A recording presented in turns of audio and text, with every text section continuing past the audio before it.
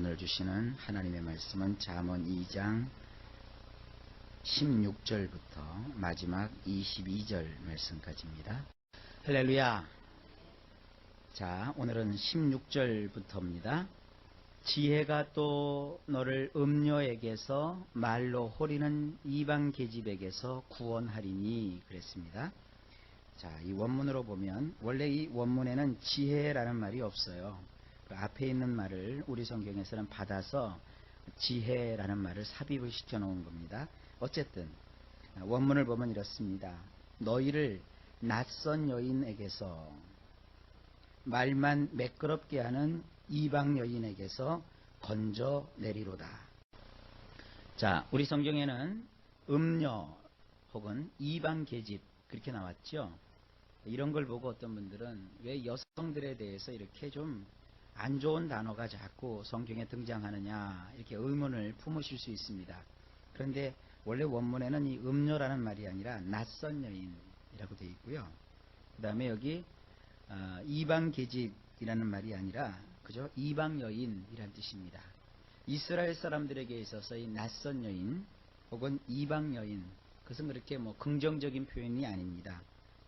다소 부정적인 표현인데, 이 낯선 여인에게서, 그리고 이방 여인은 이방 여인인데 어떤 여인이냐, 말만 매끄럽게 하는 이방 여인, 거기에게서 너를 건져내 줄 것이다. 무엇이? 지혜가.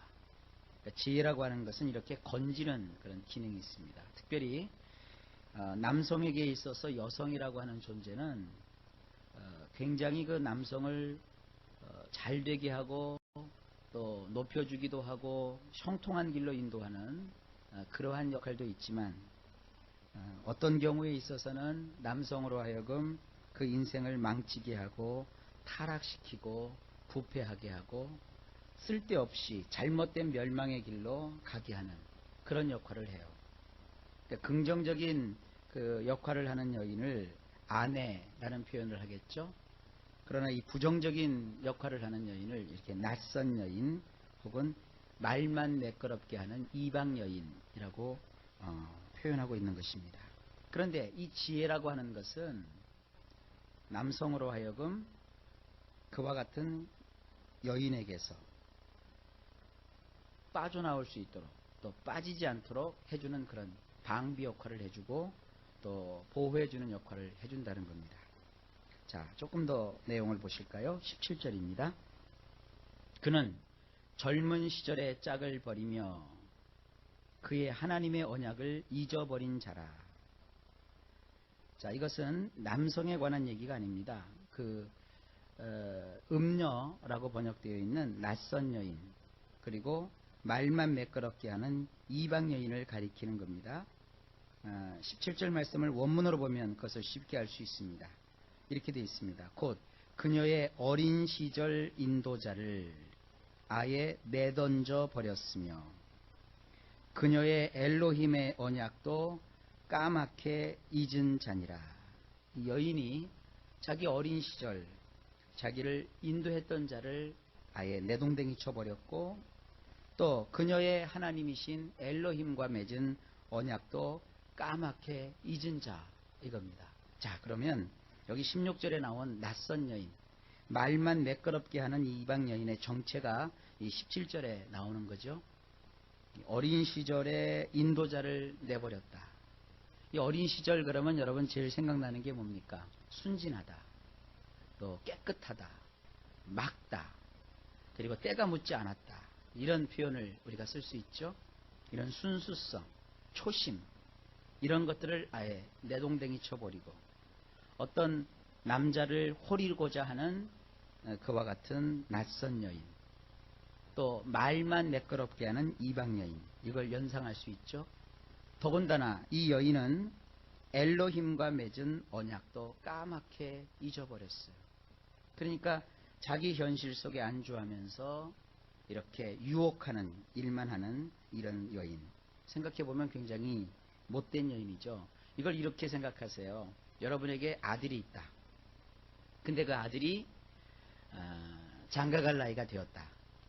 그래서 이 아들이 여인을 지금 사귀었다. 그래서 자기 애인이라고 해서 데려왔다. 근데 부모의 눈으로 보니까 그 아들이 데려온 여인이 순수성이 없어요. 그리고 하나님에 대한 신앙은 눈꽃만큼도 찾아볼 수가 없어요. 그런데 여러분들이 대뜸 아들, 그 여자와 결혼해라 이렇게 하겠어요? 야, 내가 보니까 그 여자는 순수하지가 않다. 내가 볼 때 그 여자는 말만 매끄럽게 하는 여자다.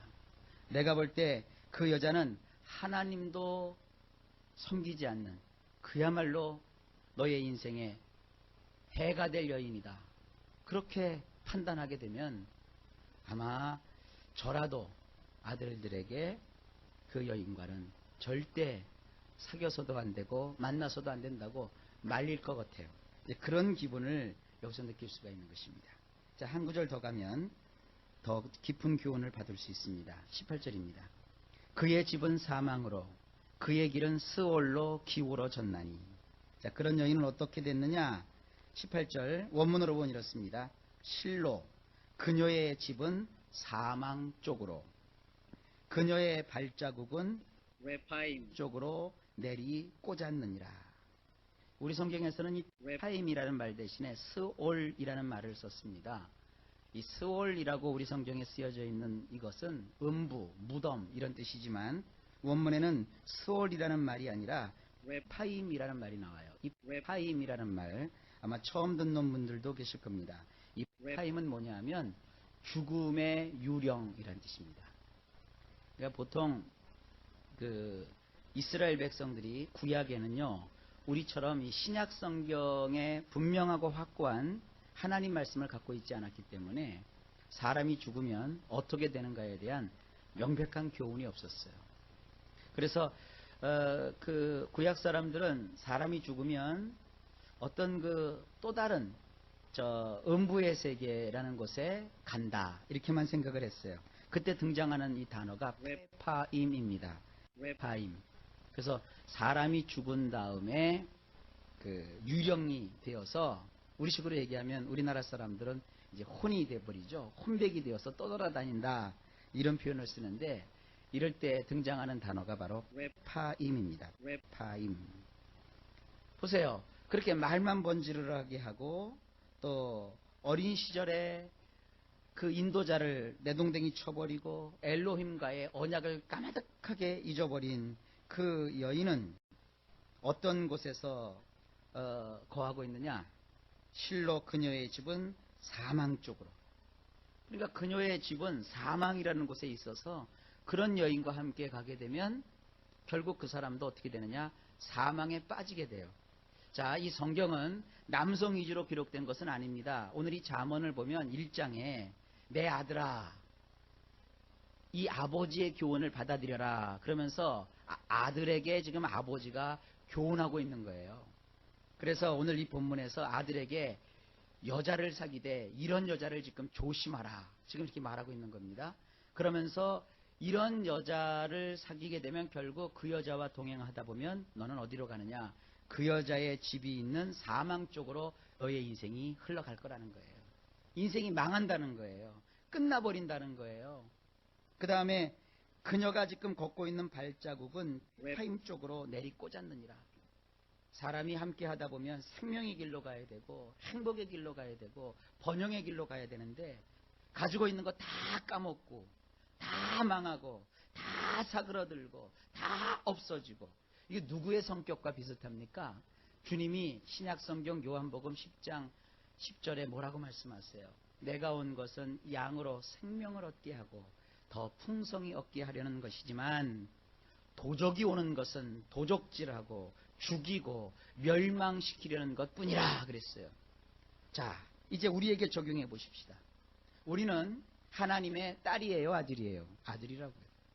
성경에 보게 되면 예수 그리스도를 믿어 하나님의 자녀가 된 자들을 다 하나님께서는 아들이라고 표현하고 계십니다. 대한민국의 호적을 떼어보면 다 여러분들이 부모와의 관계, 특별히 아버지와의 관계가 어떻게 되느냐? 다 자로 돼 있어요. 자. 한자로 자면 우리말로 하면 뭐예요? 아들이에요. 그러니까 대한민국에 딸은 하나도 없어요. 법적으로는 다 아들이요. 똑같아요. 하나님께도 딸은 없어요. 다 아들이요. 그렇게 생각하시면 됩니다. 그러니까 우리가 아들이라고 하고 이 잠언을 주고 계시는 하나님이 아버지라고 할진데 그 아버지가 우리에게 이방 계집 또 낯선 여인을 어떻게 하라는 거예요? 조심하라 이거예요. 이 낯선 여인을 가까이 하지 않는 것이 너희의 지혜라는 거예요. 그러면 하나님의 아들 된 우리에게 있어서 이방 여인, 낯선 여인은 과연 누굴까요? 우리의 인생으로 하여금 죽음 쪽으로, 우리로 하여금 폐파임 쪽으로 삶을 내리 꽂아버리는 자가 누굽니까? 다가와서 우리의 것을 도적질해가고 우리를 죽이고 우리를 결국 멸망에 이르게 하는 자, 바로 도적, 곧 사탄입니다. 마귀라고요. 그러니까 이 마귀를 이기고 마귀에게서 우리가 벗어나서 보호를 받으려면 어떻게 해야 되느냐? 하나님이 주시는 이 지혜를 받아들여야 되는 것입니다. 그래 단지 하나님이 주시는 이 지혜는 우리가 명철하게 살고 행복하게 살고 또 잘 살고 하는 것뿐만 아니라 영적으로 볼 때도 사탄에게 지지 않고 넘어가지 않고 빼앗기지 않고 죽지 않고 사는 길이라 이겁니다. 이 잠언을 보게 되면 나중에 이 지혜가 누구와 연결이 되느냐? 신약에 와서 예수 그리스도와 연결이 돼요. 그러니까 하나님은 예수 그리스도를 우리에게 보내셨는데 단지 예수님이 우리에게 오셔서 생명만 주시는 분이 아니라 우리의 지혜가 되시는 거예요. 그래서 예수님을 의지하게 되면 우리가 지혜를 가지게 되고 지혜를 가지니까 멸망의 길, 사망의 길, 폐파임 쪽으로 내리달리는 그 길을 경계하고 조심하고 거기서 돌아서는 것이죠. 예수를 믿어도 지혜가 없는 사람들은 멸망의 길인 줄 알면서도 거기로 가요. 끝까지 자기가 고집을 피우고요. 끝까지 인간의 술수를 버리지 않고요. 그것이 멸망의 길인데도 가요. 가면서도 뭐라고 해요? 하나님이 나를 도우실 거야. 하나님이 나와 함께 하실 거야. 천만의 말씀. 하나님의 뜻을 발견하고 그 뜻대로 준행하고 그 뜻의 방향을 향하여 가야 그것이 생명의 길로 가는 것이고 그런 사람을 하나님이 보호해 주시는 거지. 하나님이 그렇게 말씀을 주시는데도 그 말씀을 다 외면하고 자기 고집 곧대로 사탄이 낯선 여인으로서 이방 여인으로서 말만 매끄럽게 해서 나를 끄집어들일 때 거기로 쫓아가면 나는 사망 쪽으로 폐파임 쪽으로 인생이 내리 꽂아 넘어질 수밖에 없는 겁니다. 자, 19절 보십시오. 누구든지 그에게로 가는 자는 돌아오지 못하며 또 생명길을 얻지 못하느니라. 원문은 이렇게 되어 있습니다. 누구든지 그녀에게로 들어가는 자는 돌아오지 못하며 사는 길에 도달하지 못하느니라. 여러분, 신앙은요, 하나님이 해 주셔야 될 부분이 있고요. 내가 해야 될 부분이 있어요. 너무나도 많은 사람들이 기도하면 주신다는 이런 말씀에 대해서 잘못 생각하고 있어요. 그래서 감나무 밑에 가서 이렇게 누워가지고 감아 떨어져라, 감아 떨어져라. 주여 저 감이 내 입에 떨어지게 하옵소서. 이게 기도인 줄 알아요. 아니요. 감을 따고 싶으면 여러분들이 장비를 챙겨서 감을 따야죠. 이 감 얘기 나왔기 때문에 감나무 얘기를 좀 잠깐 합시다. 여러분, 감나무는 절대 타고 올라가서 감을 따서 안 되는 거 아시죠? 이 감나무는 굉장히 약해요. 그래서 이 어른들이 자칫 잘못해서 올라가면 감나무 그 가지가 쫙 하고 쪼개져 버려요. 그래서 감은 그 나무에 올라가서 따는 게 아닙니다. 이 밑에 이렇게 벌려놓고 감나무 따는 장대가 있어요. 그거 들고 가서 감을 하나씩 하나씩 따는 거예요. 대개 서울 사람들 시골에 놀러 갔다가 괜히 폼 잡고 나 나무 잘 탄다고 감나무에 올라갔다가 떨어져서 다치거나 심할 경우는 죽는 사람도 꽤 많아요. 그러니까 이런 지혜를 꼭 가지시기 바랍니다. 감나무 밑에 가서 입 벌리고 앉아있는 것도 바보고 감 따겠다고 감나무에 기어 올라가는 것도 바보예요. 농부들이 어떻게 하는가 보고 감나무 따는 장비를 가져다가 하나씩 따야 내가 원하는 감을 얻을 수 있는 거예요. 신앙도 마찬가지예요. 여러분이 하나님 앞에서 정말 주시는 이 지혜를 받아서 지혜롭게 하나님의 뜻을 이루며 살아가시길 바랍니다. 만약 이것을 외면하고 낯선 여인, 이방 여인인 사탄의 방법과 사탄의 이끄는 곳으로 가면 여러분들은 다시는 돌아오지 못하고 사는 길에 도달하지 못합니다. 그래서 20절에 이렇게 말씀하십니다. 지혜가 너를 선한 자의 길로 행하게 하며 또 의인의 길을 지키게 하리니. 자, 원문은 이렇습니다. 역시 원문에는 지혜라는 말이 빠져 있습니다. 그러나 지혜라는 말을 집어넣어야 말뜻이 잘 전달이 되니까 여기 삽입을 해서 원문으로 읽어보면 이렇습니다. 지혜는 너로 선한 자들의 길로 다니게 하며 의로운 자들의 지름길들에 유념토록 하나니. 21절. 대저 정직한 자는 땅에 거하며 완전한 자는 땅에 남아 있으리라. 21절 원문. 올곧은 자들은 땅에 거하게 될 것이며 완전한 자들은 땅에서 살아남게 되느니라.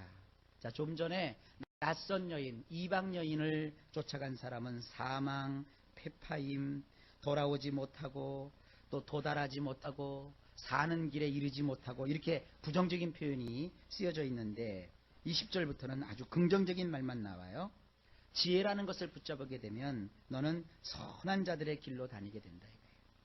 그리고 의로운 자들의 지름길들에 유념토록 한다 그랬어요.